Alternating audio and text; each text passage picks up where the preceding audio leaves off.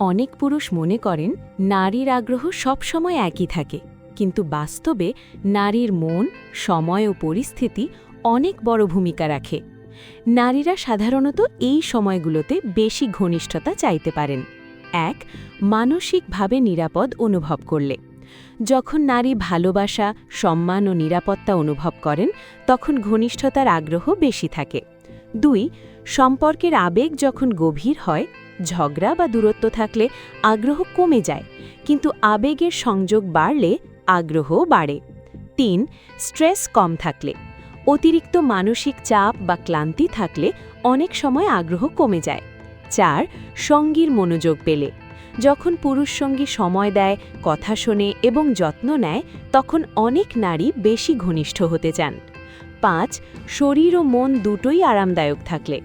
ভালো ঘুম, কম ক্লান্তি ও ভালো মুড এগুলো আগ্রহ বাড়াতে সাহায্য করে। সতর্ক থাকবেন, নারীর ঘনিষ্ঠতার ইচ্ছা শুধু শারীরিক নয়, ভালোবাসা, যোগাযোগ ও বোঝাপড়ার সাথে গভীরভাবে জড়িত। আপনার মতে সম্পর্ক টিকিয়ে রাখতে সবচেয়ে গুরুত্বপূর্ণ কি? ভালোবাসা, সম্মান নাকি বোঝাপড়া? কমেন্টে লিখুন।